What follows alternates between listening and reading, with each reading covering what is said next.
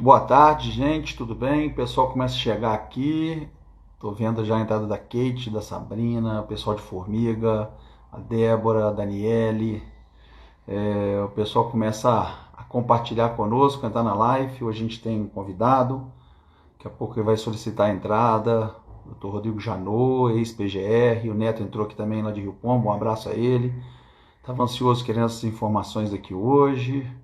Dona Luísa Delgado, um abraço, satisfação de saber que você está compartilhando com a gente a live. Doutor Rodrigo Janot está entrando aqui, vamos ver se eu já o autorizo a sua entrada. Tem que solicitar a entrada aqui agora na nossa live. Enquanto o Janot vai entrando, Regina entrou aqui. Enquanto o Janot vai entrando aqui, eu queria só dizer às pessoas que essa semana foi uma semana mais apertada lá. Para nossa sorte, a gente não teve tanta intercorrência das nossas questões de Brasília. Nós temos muito mais o que dizer, infelizmente, de registrar os mais de 34 mil mortos no Brasil. Já passamos a Itália em número de mortos, em número de casos, somos o segundo lugar, infelizmente. As pessoas perguntam qual que é o cuidado dessa nossa atenção com relação a isso. Então eu estou aqui numa preocupação no dia que a gente tem um, um dia que a gente tem claramente o, o Dia Mundial do Meio Ambiente, né? A nossa publicação hoje foi nesse sentido. A gente, no Dia Mundial do Meio Ambiente, a gente tem um claro sinal que o planeta também nos dá. Além dos vírus estar nos dando um grande sinal de solidariedade, o planeta está nos dando um sinal de que a gente precisa tratar o meio ambiente de outra forma, né? A poluição em São Paulo caiu pela metade, a gente tem a situação de poder se ver peixes em Veneza, tartaruga na Baía de Guanabara, tucanos e animais silvestres na Pampulha, aqui em Belo Horizonte. Muita gente que participou e que fez com que o meio ambiente fosse tão degradado e tão comprometido. A Índia, né, podendo ver o Himalaia, depois de 30 anos, a poluição no planeta, a diminuição do efeito da camada de ozônio, a demonstração clara que essa quantidade de gente fazendo essa quantidade de sujeira compromete o nosso meio ambiente. A gente fez esse registro. Hoje a gente tinha aqui uma boa... O Janot está pedindo para entrar aqui. Ver se ele entra, porque é o nosso convidado, o motivo maior dessa participação de hoje. Está ele aqui, doutor Janot. Muito, muito boa tarde, um prazer estar falando consigo. Eu estava aqui esperando a turma começar a chegar, passando um relatório do Dia Mundial do Meio Ambiente, do que fizemos em Brasília essa semana, né? Votamos uma medida provisória que não tinha nada a ver com a pauta da pandemia, uma medida provisória que volta a garantir a distribuição de prêmios, sorteio e brinde em rádio e televisão. Eu acho que isso é uma questão que demoramos 2 dias porque resistimos a votar uma matéria que não tinha a ver com o que nós estamos enfrentando, mas nós votamos 2 projetos importantes: a questão da permanência do profissional fisioterapeuta no centro de tratamento intensivo, né, adulto, pediátrico e neonatal, então a gente estendeu isso pelo todo o período, e também sobre a operacionalização do pagamento da renda básica para assegurar a mulher provedora, aquelas 2 pagamentos para quem a mulher é provedora da família, estendendo também quando o homem cumprir essa função. Então, a gente tem aqui uma semana rápida, mas hoje, o motivo que eu conversei a semana passada com o doutor Janot, ao convidá-lo para poder estar aqui, abordarmos alguns pontos. A sua presença para nós é muito mais importante num momento difícil. E o doutor Janot, eu conheci na luta dos 4 anos que passou em frente à PGR, foi aquele que levou a cabo a questão da Lava Jato muito fortemente. Quero cumprimentá-lo pelo seu papel. Hoje o doutor Janot é professor, e além de professor, advogado. Temos alguns assuntos que estão palpitando na sociedade que eu queria muito conversar consigo, Janot. e é um prazer recebê-lo aqui com os meus amigos e convidados, mas eu queria começar te perguntando o seguinte: no período que você foi lá, procurador-geral, lá na PGR, em Brasília, nesses 4 anos, você recebeu a visita do presidente da República quantas vezes no seu gabinete? Muito boa tarde. Olá, boa tarde a todos. É um prazer estar com vocês aqui nesse bate-papo, né? Dia do meio ambiente, a gente tem sofrido tanto internacionalmente por posturas não favoráveis à proteção ambiental, né? Tivemos um revés agora no acordo Mercosul-União Europeia. A Holanda, que foi um país que sempre trabalhou muito para o ingresso do Brasil, do Mercosul, para esse acordo Mercosul e União Europeia. E o parlamento holandês vota de maneira a postergar esse acordo, né? Em razão de alguns problemas que a gente conhece muito bem aqui com relação à tutela e à proteção do meio ambiente. Mas é um prazer estar aqui com vocês, com o deputado Júlio Delgado, enfim. Respondendo diretamente a sua pergunta, eu recebi visita protocolar de um presidente da República na minha posse no primeiro mandato, que foi da presidente Dilma, e funcionalmente eu nunca recebi nenhuma, em audiência ou visita, ou quer que seja, não tive o privilégio de ter, né, a presença do presidente da República. Jano, a gente está vivendo um momento realmente, eu ia te falar, aqui em Minas a gente tem uma expressão, nós estamos vendo na época de vaca não reconhecer bezerro, quer dizer, está complicado, a gente tem algumas funções que afetam muito a área que você atuou fortemente, com muita competência e que a gente queria abordar para poder as pessoas ouvirem diante dessa realidade. Há 2 semanas atrás, as minhas lives entram um número de pessoas razoável e as pessoas começam a perguntar sempre na questão.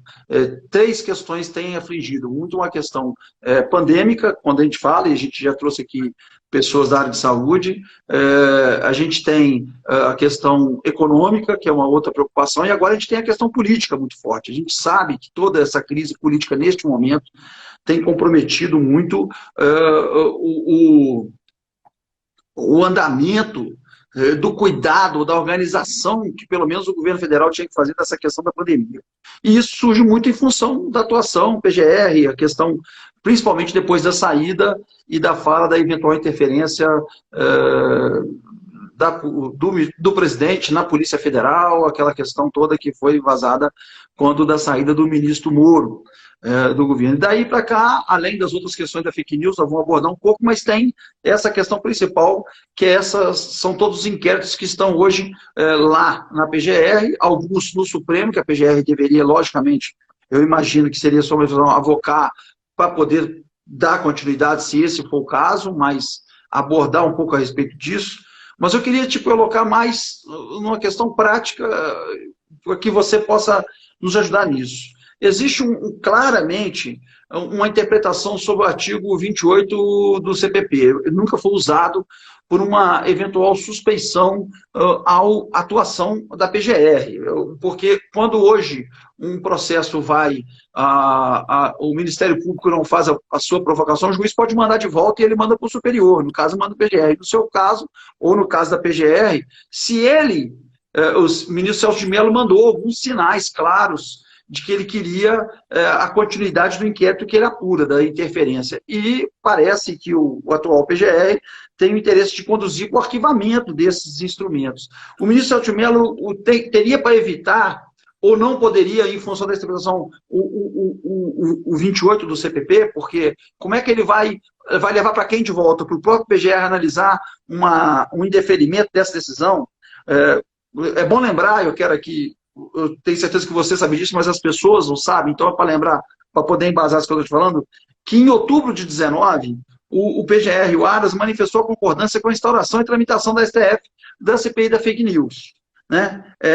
Esse compadrio agora do presidente visitá-lo, no momento em que ele está fazendo, agora o próprio ministro Celso Mello decidiu que não precisava requerer o celular do presidente, mas as outras questões, a oitiva das pessoas que saíram, dessa interferência, eventual interferência na Polícia Federal, e as ações que foram tomadas pelo ministro Celso Mello, nesse momento, se isso for levado a cabo e o PGR levar para o arquivamento, quais são as atribuições? O ministro Sérgio Mello poderia utilizar-se do 28 para poder pedir que a PGR reavaliasse a sua decisão num eventual arquivamento desse processo, desse inquérito? Bom, é preciso a gente entender um pouquinho. Eu vou tentar falar o mínimo de juridiquês, né, para ficar bem compreensível para as pessoas. Como é que funciona essa questão da acusação penal no nosso sistema processual penal? A ação penal, ela tirando algumas exceções, na casa da ação privada, etc. A ação penal, ela é monopólio do órgão do Estado, que é o órgão acusador, que se chama Ministério Público. Então, o Ministério Público ele tem um monopólio pela Constituição da ação penal. E qual a ideia disso?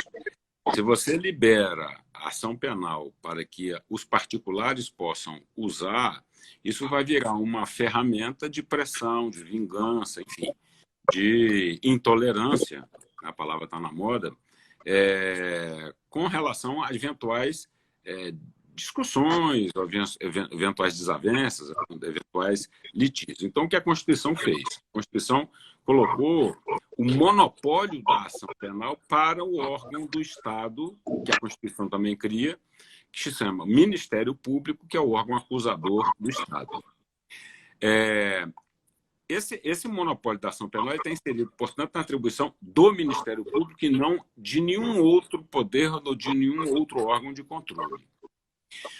A história do artigo 28 do Código de Processo Penal é o seguinte: quando um promotor ou um procurador ele é encarregado de uma investigação ou de uma questão penal e ele resolve arquivar essa questão penal, não permitindo a sequência do processo penal, o juiz, se não concordar com o pedido de arquivamento, utiliza-se da previsão do artigo 28 do CPP, que é essa possibilidade de haver uma revisão do ato que arquivou ou que não iniciou a ação penal. Mas é uma revisão interna do Ministério Público. O juiz pega e fala: não concordo com o pedido de arquivamento, remeto, portanto, ao Ministério Público para que hierarquicamente seja observado se deve ou não haver o arquivamento. Hoje, a gente tem uma aplicação de acordo com as leis orgânicas, não necessariamente precisa de ser o procurador-geral, algum órgão colegiado pode fazer também esse papel, né? São várias as leis orgânicas do Ministério Público da União e dos Estados. Então, a ideia é essa, é que esse controle se faça internamente, de maneira administrativa, no órgão que detém o monopólio da ação penal.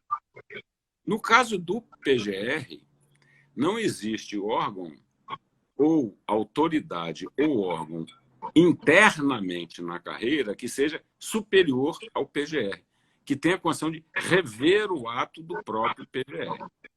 Então, quando o PGR resolve arquivar e não continuar um processo penal, a decisão é definitiva. O que pode fazer, como você sugeriu, é um pedido de reconsideração, né, eventualmente do relator do processo, para dizer: olha, é isso mesmo, né, eu estou vendo aqui que podemos, enfim, que o assunto mereceria um prosseguimento, mas, em princípio, para não entrar muito em parte técnica, em princípio a gente tem que ter essa ideia, é que, arquivado o processo pelo procurador-geral, como não existe nenhum controle acima dele, né, arquivado estará.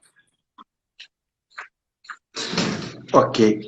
Outra coisa, o, o, o, o Ministério Público Federal pode aquecer que nas peças recolhidas por outro poder para validar o inquérito, no caso, há uma manifestação de aquiescência do Ministério Público em peças de informação recolhidas por outro poder valida o inquérito. No caso, vamos claramente esse inquérito que foi aí instaurado pelo ministro Alexandre Moraes, já mudando o caso, mas ele pode fazer a aquiescência, já que um outro poder que fez o recolhimento dessas informações.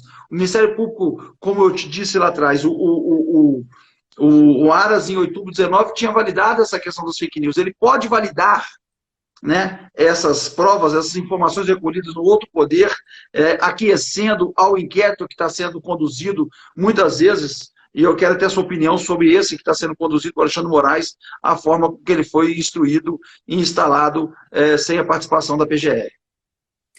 Eu vou ter que falar em tese no assunto, porque eu sou objeto desse inquérito também, né? Então, eu sofri busca e apreensão na minha casa, enfim. Como eu sou objeto desse inquérito também, eu não posso falar especificamente sobre o caso. O que eu posso falar é teoricamente sobre o caso. No Brasil, o que vigora, nós temos basicamente dois princípios que inspiram a atuação penal do Estado, dos órgãos de controle do Estado. O princípio inquisitivo ou inquisitorial e o princípio acusatório. O inquisitorial ou inquisitivo é aquele que o Brasil viveu desde sempre, né?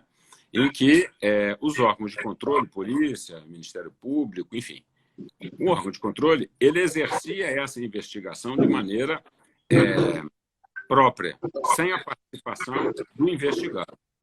E o investigado depois era comunicado sobre as provas produzidas, enfim. Então, havia depois uma reprodução disso na fase judicial para ensejar o direito de defesa. Esse é um princípio antigo, né? Essa questão dessa investigação inquisitorial e inquisitiva, e que houve uma modernização disso que passou para um sistema acusatório. Então, hoje, constitucionalmente, o nosso sistema é acusatório. E o que fala o sistema acusatório? Acusatório o processo penal ele se desenvolve com paridade de armas entre acusação e defesa. Tudo que é feito, em qualquer fase, pré-processual ou processual, as partes têm que tomar conhecimento, participar da elaboração do ato e, se for produção de prova, participar da produção da prova e ter a possibilidade de fazer a contraprova também. Isso é uma tendência moderna do direito penal no mundo inteiro. E qual é o papel do juiz no sistema acusatório? O papel do juiz é o juiz de garantia. O juiz fica observando se a paridade de armas, né, o equilíbrio entre acusação e defesa está acontecendo. Se não está, ele, provocado ou pela acusação ou pela defesa, ele vai intervir para dizer não, restabeleça-se o equilíbrio. Então, para dar um exemplo, seria mais ou menos como numa luta de boxe, né? Os dois adversários estão ali no ringue, seguindo regras pré-determinadas, e estão ali na peleia. E nós temos um árbitro que fica de olho nos dois jogadores, vamos dizer assim. E quando as regras pré-determinadas não são observadas, ele intervém e diz assim, opa, aí não vale golpe abaixo da linha de cintura, não vale mordida na orelha, arrancar pedaço de orelha do contendor, não vale esfregar limão no olho, né? Então, assim, o juiz o que faz? Ele vai mediar o conflito de forma que esse conflito seja equilibrado entre uma parte e outra. Esse é o sistema acusatório e essa é a função do juiz. O juiz não exerce nenhuma atividade acusatória, o juiz não exerce nenhuma atividade de produção de prova, o juiz não exerce nenhuma atividade que não seja essa de garantir o equilíbrio e a paridade de armas. Então, esse é o sistema adotado pela Constituição brasileira, que é o sistema acusatório. E daí, todos aí podem tirar as suas respectivas conclusões sobre o inquérito conduzido por um magistrado. Certo. Eu vou te fazer dois questionamentos que eu tenho recebido aqui. Quando eu falei que ia conversar com você, muita gente teve interesse de fazer algumas questões em tese, uma que está surgindo fruto disso tudo, outra também do momento, mas essas são mais em tese. A regra da indicação ao PGR. Todo mundo, nós que vivemos isso, eu acompanhei o seu caso de outros, antes ou depois, a gente sabe que é uma lista tríplice, que é encaminhada ao presidente da República. O presidente da República recebe por parte lá dos procuradores a sua escolha, a forma da escolha, a elaboração da lista, e ele escolhe dentro daqueles três. E era uma tradição sempre ser seguida a indicação por parte da corporação, da Associação Nacional. E pela primeira vez, infelizmente, a gente viu, depois de muitos anos, depois da redemocratização, pelo menos, não foi assim que aconteceu a indicação atual. Não é essa, mas eu quero te fazer em tese. Os nomes constantes legislativos devem ser constitucionalizados, você imagina que deveríamos constitucionalizar isso? Qual o colégio eleitoral que seria mais indicado para evitar a influência de correntes da Agência Nacional da Procuradoria da República? Porque se nós temos o que nós verificamos agora, por exemplo, na Polícia Federal, né, no Ministério da Justiça, mas o órgão que agora é o órgão controlador dos três poderes, que é a Procuradoria-Geral, que é o Ministério Público, que representa a sociedade. Nesse momento, você defende a constitucionalização da lista tríplice? Qual que é o critério que você faz? Porque a lista tríplice seria obrigatoriamente ter que ser atendida pelo presidente num critério que qual a associação poderia participar e qual que seria o colégio ideal? Seria a eleição mesmo, elaboração pela Associação Nacional? O que você pensa, em tese, a respeito dessa questão da lista tríplice? Bom, dizer que eu sou francamente favorável à existência da lista. Lembrar que, constitucionalmente, todos os chefes de Ministério Público dos estados, Ministério Público do Trabalho, Ministério Público Militar e Ministério Público do Distrito Federal e Territórios, constitucionalmente, há previsão da elaboração da lista tríplice para que a autoridade responsável escolha um e submeta à apreciação do Legislativo.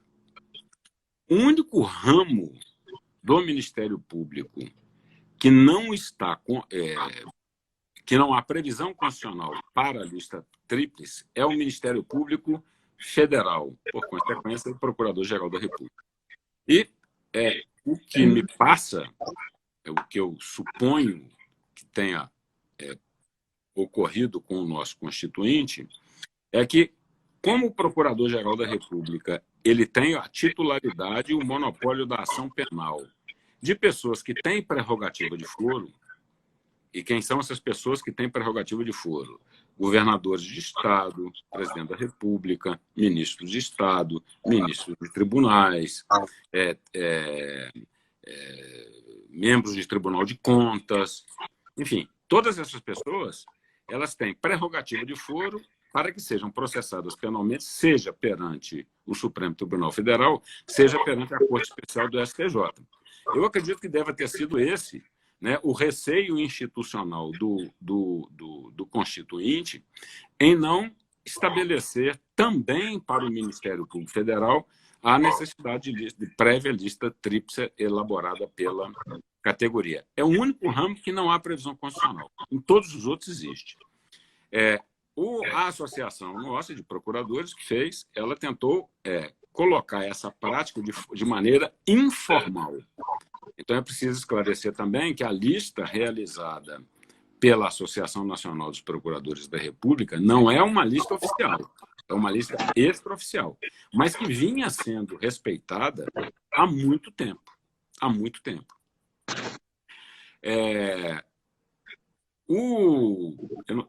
Eu me esqueci aqui o nome do jurista que disse isso, né, mas se não me engano, ele é até mineiro, eu vou puxar o nome dele, eu vou lembrar já já.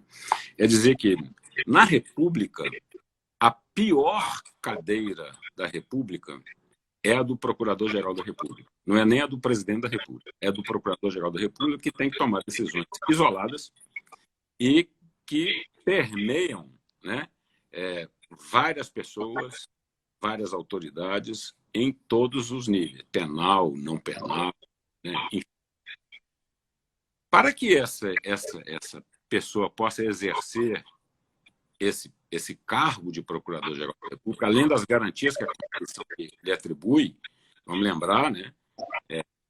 Indicado o Procurador-Geral da República, ele tem mandato fixo, só pode sair por impeachment ou crime de responsabilidade, ele tem autonomia funcional, ele tem independência funcional, o Ministério Público tem a iniciativa da sua lei orçamentária. Então, esse cipoal de garantias cercam o Procurador-Geral para que ele possa exercer a sua atividade de forma autônoma, de forma independente. Né?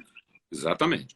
Então, para que ele possa exercer com suporte da instituição, e lembrando que a nossa instituição de Ministério Público não é uma instituição desenhada como, por exemplo, Forças Armadas, Polícia, que não há uma hierarquia disciplinar vertical.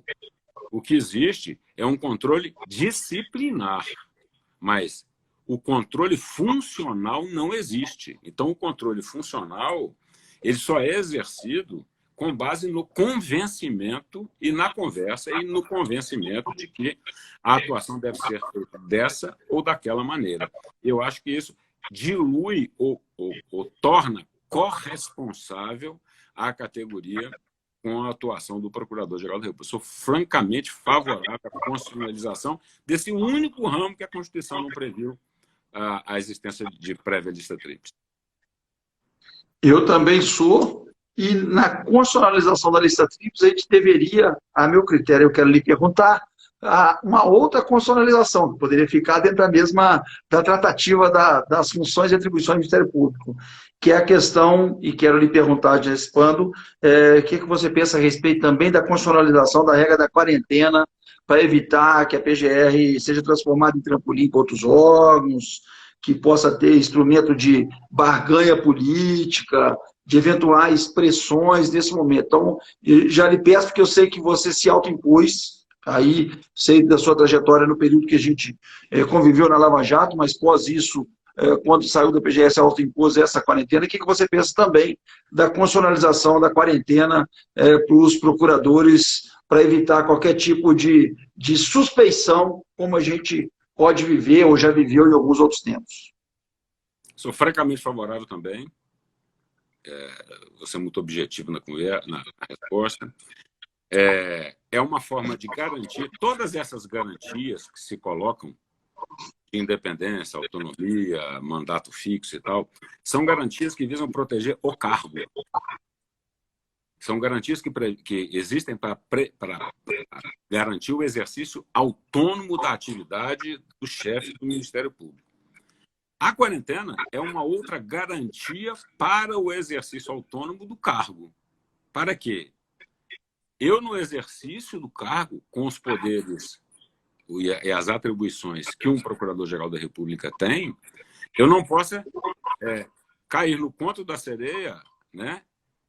De que se eu agir dessa ou daquela maneira, eu vou poder conseguir isso ou aquilo futuramente. Então, e eu vejo como uma forma de garantir a independência e a autonomia do cargo. Eu lembraria que, no meu mandato, eu exerci 2 mandatos de 2 anos, eu recebi, lógico que os convites são feitos de maneira, não são diretas, são consultas, o que você acha e tal. Eu recebi 2 convites para ir para o Supremo, recusei. Eu recebi convite para ser ministro da Justiça, recusei. Eu recebi convite para ser embaixador do Brasil, recusei. E eu recebi convite para ser vice-presidente da República. E recusei. Porque eu acho que isso comprometeria a autonomia e a independência do cargo. É igual a mulher de César, não basta ser honesta, tem que parecer honesta. Então, muito a cavaleiro para dizer, sou absolutamente favorável à quarentena.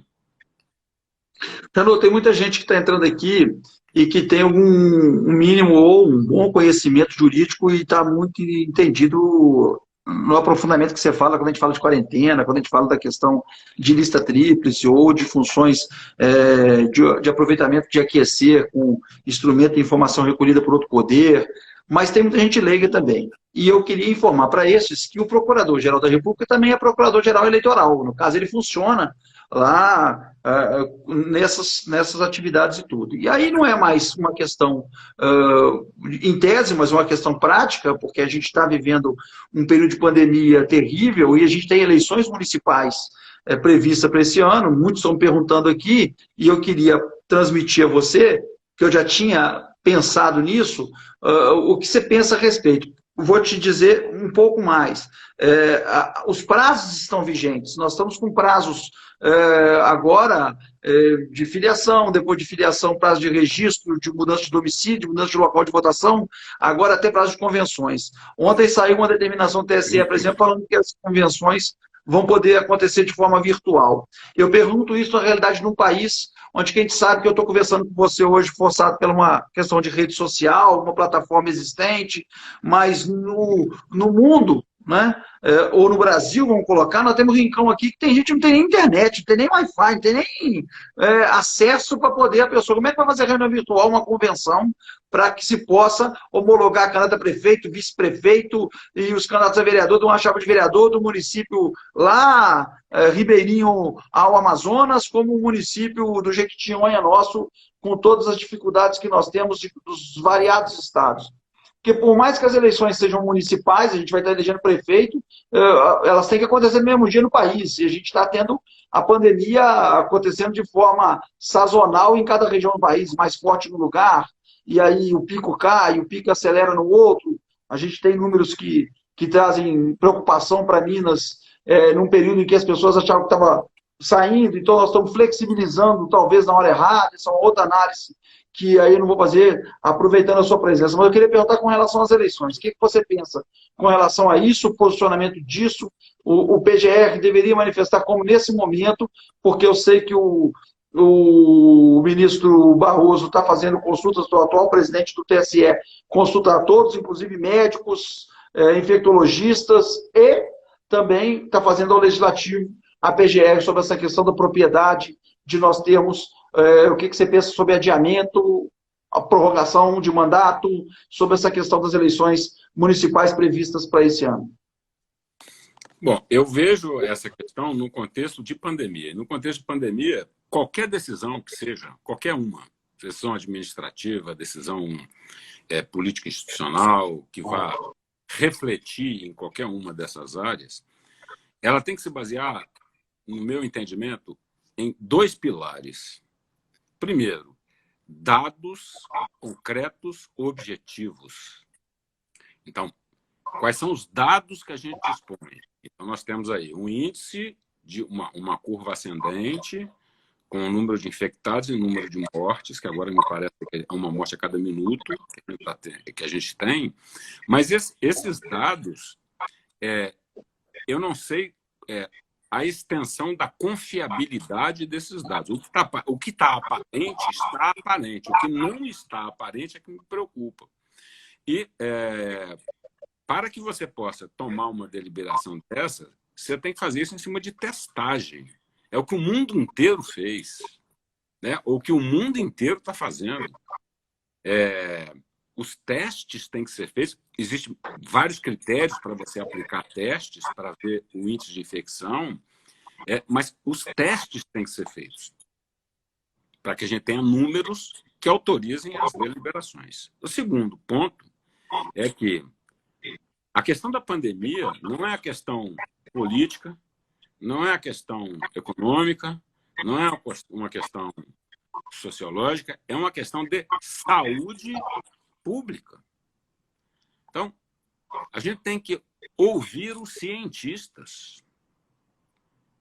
Ouvir os cientistas. Então, para que uma deliberação dessa gravidade possa ser tomada, você tem que ter dados concretos, tem que ouvir realmente quem, essa hora, tem que conduzir a solução do problema, que são cientistas, né? A gente tem notícias alvissareiras aí de 3 vacinas já em teste, algum medicamento, plasma, não sei, que pode funcionar, etc. Mas tem que haver esse suporte para que você tome a decisão. Ao lado disso,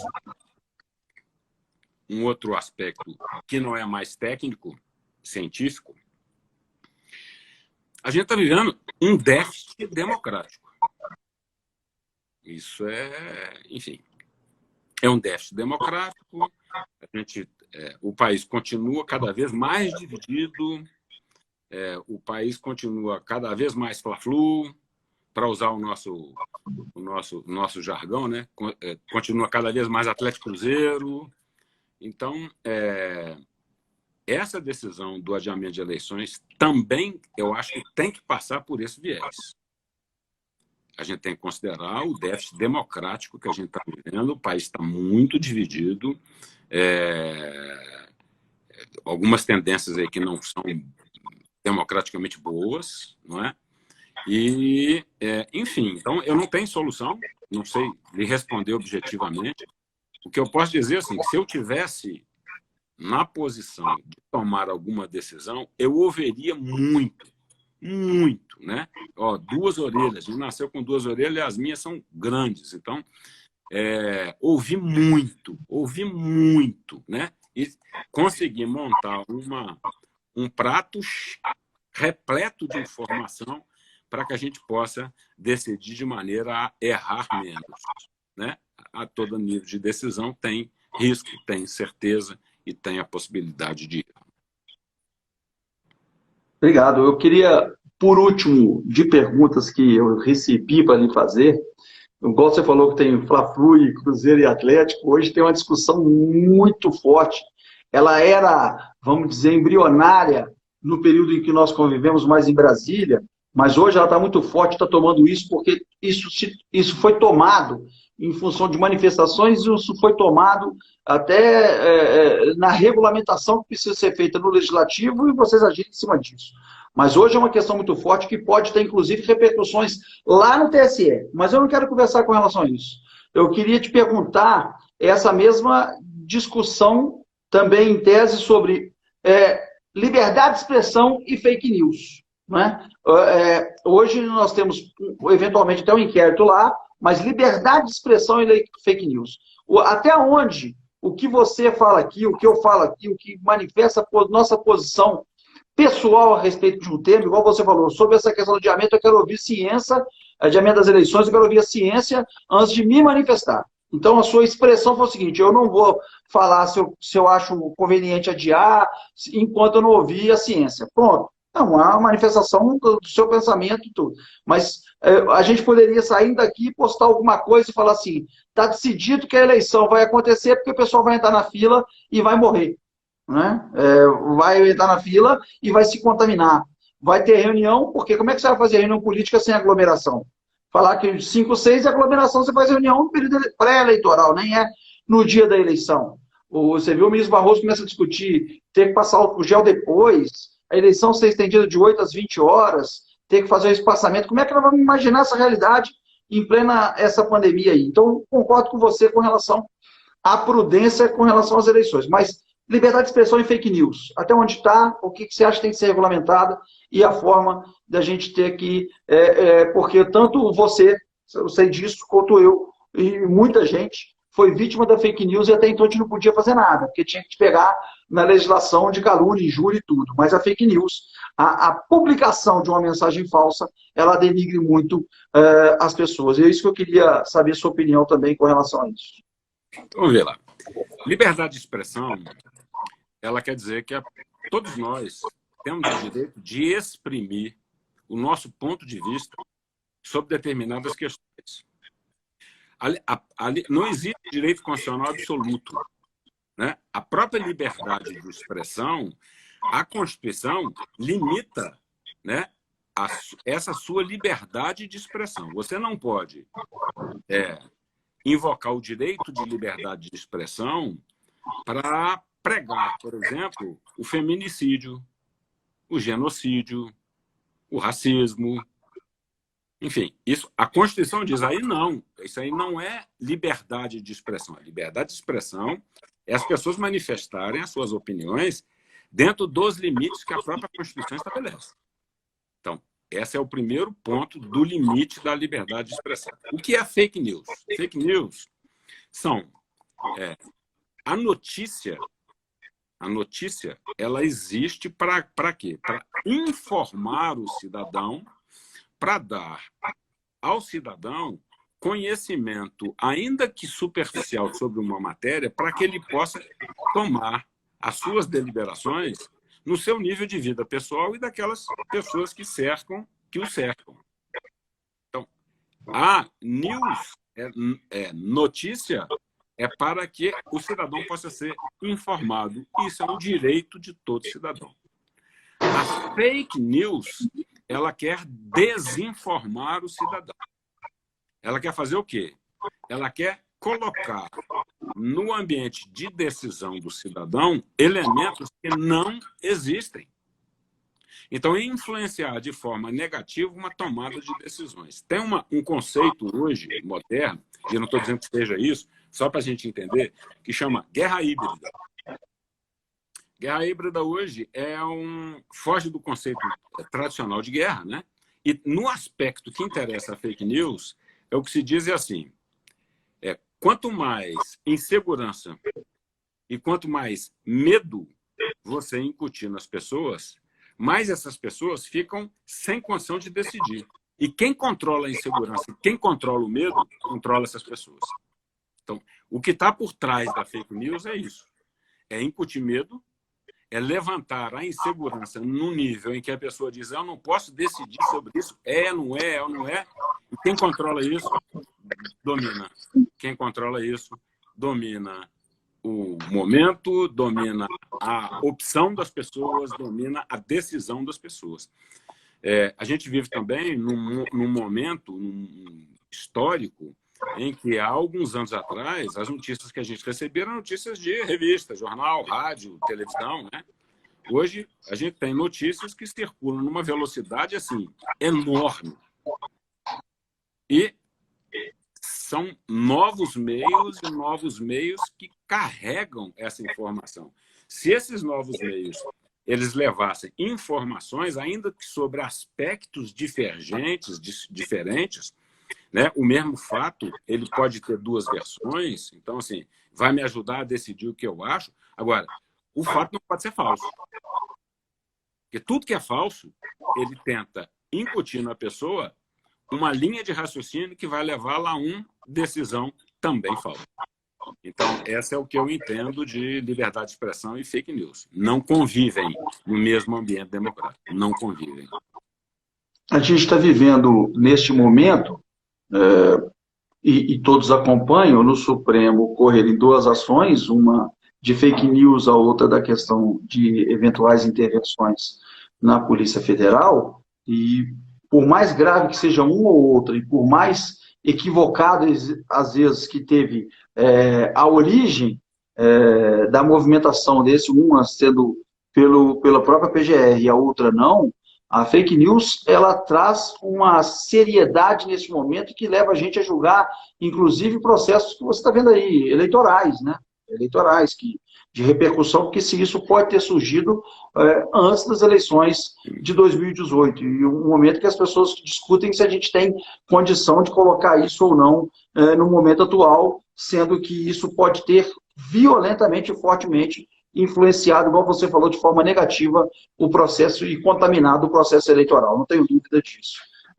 Se você quiser comentar algo a respeito, está à sua vontade. Eu tenho aqui só uma indagação de uma colega lá de Fernanda, está insistindo demais a pergunta sobre a questão, como é que você acompanhou a questão do processo todo do Ministério Público, da atuação sobre a questão da mineração, né? Foge um pouco sobre essa questão toda dos dois crimes que nós tivemos acontecidos lá em Mariana, que é mais antigo, e Brumadinho, e para que a gente possa caminhar para o encerramento, e eu lhe deixar só uma última saudação, mas está à sua disposição aí, pode falar sobre, se você desejar ou manifestar a respeito. Dizer que no Dia Internacional do meio ambiente, né? Lembrar essas duas tragédias é um negócio assim, muito triste para nós brasileiros. Se a situação se encaminhar pelo que parece que é que houve laudos falsos, que houve, enfim, situações assemelhadas ao que a gente falava de fake news, né? Para criar um ambiente de regularidade, de normalidade, quando na verdade não existia, é muito triste, né? E assim, e aí o que eu acho é que essas decisões têm que ser como estão questionadas em juízo e vão ser submetidas a juízo próprio. Eu não quero antecipar aqui minha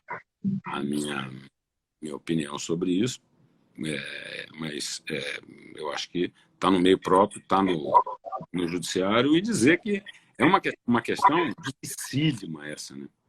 Quer dizer, é uma questão que, enfim, Mariana e Brumadinho, eu não sei, quer dizer, no mundo inteiro como é que isso seria tratado, porque é uma história de um alcance inestimável, né?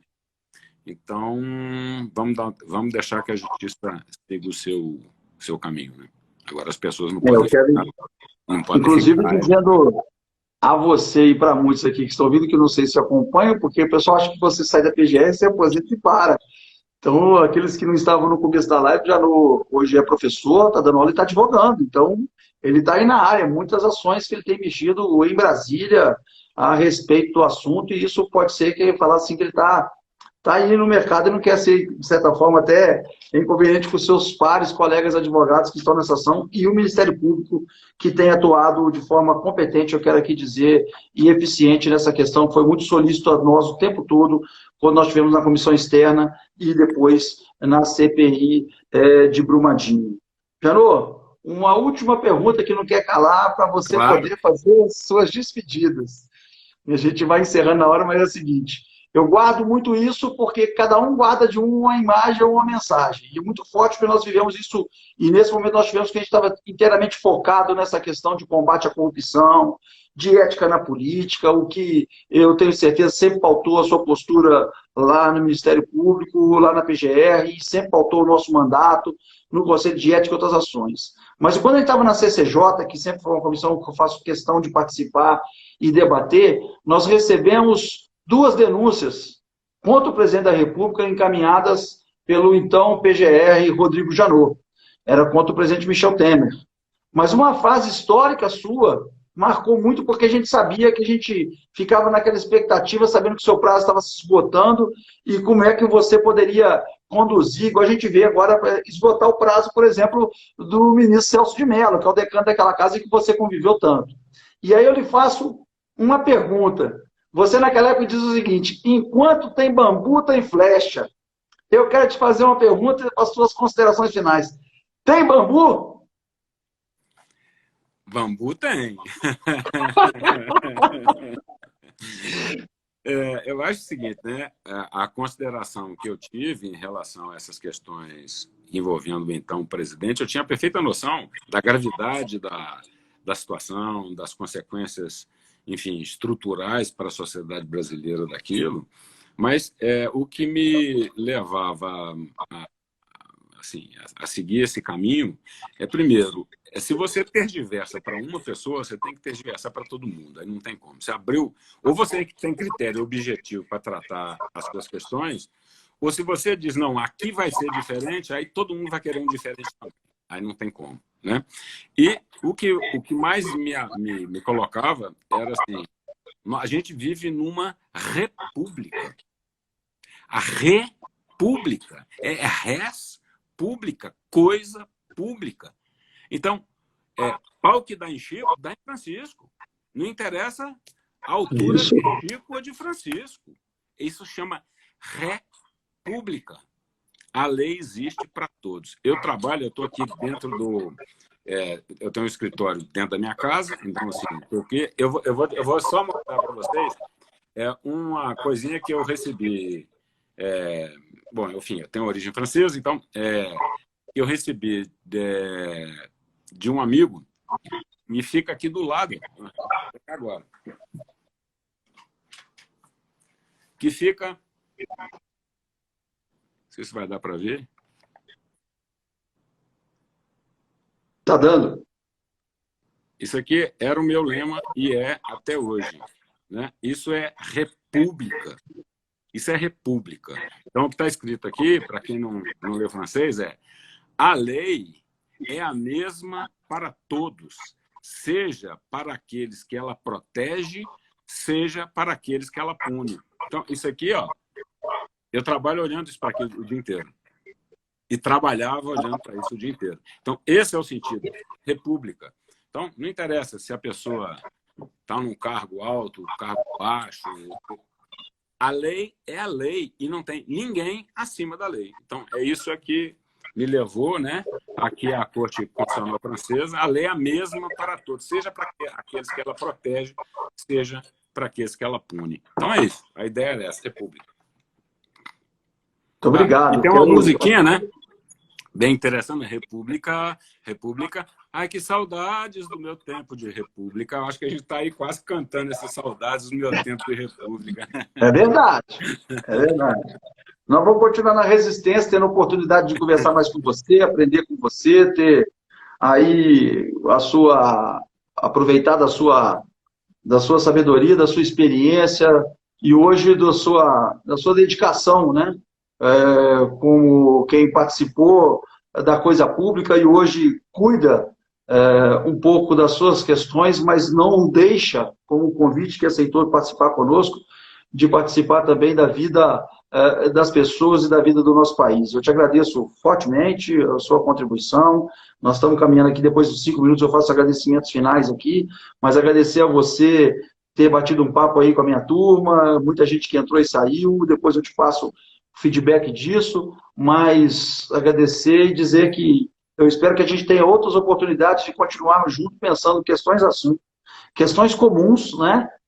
Produzindo flechas e que se a gente puder fazer para defender o que é de direito, o que é correto, acima de tudo, seja a pessoa do lado A, do lado B, se ela estiver agindo corretamente, ela vai ter a nossa defesa, se ela estiver agindo de forma equivocada, ela vai ter a nossa crítica, a nossa postura, sempre condizendo, tentando buscar a perfeição do Estado. Acho que isso é o que fica. Eu agradeço muito você ter aceitado contribuir com a minha turma, se apresentar para eles, se ficar conhecido a todos que já lhe conhecem pela sua postura como PGR, mas como cidadão, como aquele que agora continua construindo dentro da carreira, que você resolveu colocar para a sua vida algo que a gente possa estar construindo para as pessoas e ajudando as pessoas. Aqui hoje, você ajudou muito a essa plede de pessoas que participaram aqui, saber um pouco daquilo que você pensa ou como deve agir um PGR na função que você exerceu de forma muito, muito competente. Tem aqui o meu apreço constante e a minha admiração. Fica um abraço, as considerações para você poder encerrar e muito obrigado por você ter aceito participar dessa conversa conosco. Obrigado pelo convite, né, de ter essa oportunidade. Então, eu queria pedir a vocês duas coisas. Primeira, a gente vive uma pandemia. Se cuidem. Até agora, não existe vacina, não existe remédio. Vai existir em breve, mas não existe. A única solução segura ainda é o isolamento. Então, tenham muito cuidado, se previnam. Isso não é brinquedo, né? Vamos tratar.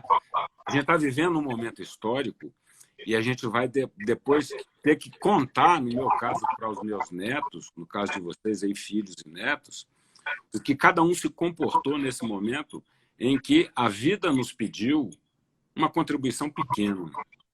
Né? Então, assim, se cuidem, isso não é brinquedo, isso não é brinquedo. Né? O professor Sanders, saiu uma entrevista dele hoje, ontem ou anteontem, não sei, que eu estou meio fora de tempo também, ele dizendo, olha, você sobrepor a questão econômica a uma questão de saúde pública é uma maldade, né? É uma maldade. né? O mercado não vai existir sem empregados e sem consumo, se as pessoas começarem a morrer. O Trump deu hoje uma declaração, ontem também, que foi, olha, se os Estados Unidos tivessem seguido o exemplo da Suécia e do Brasil, nós teríamos mais de 2 milhões de mortos.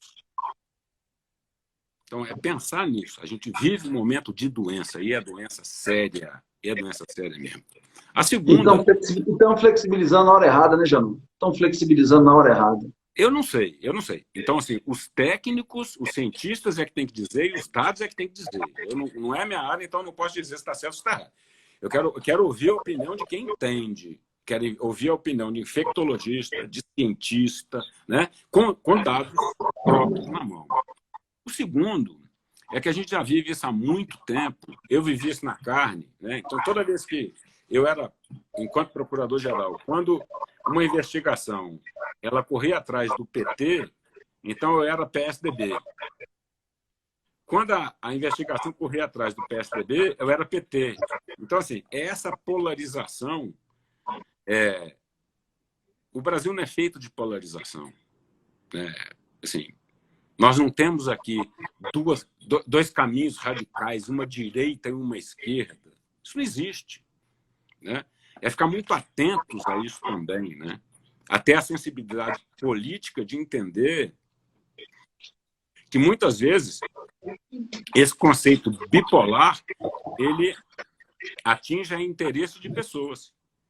Porque toda vez que você cria a polarização e cria o litígio dessa forma agudizada, você esconde uma pancada de coisas que seriam mais visíveis. Então, é procurar enxergar no lado político, no lado sociológico, é procurar enxergar que a gente aqui não vive essa polarização no Brasil. Nunca existiu. Direita, esquerda, direita, esquerda, direita, esquerda. Direita, esquerda é coisa de marchar.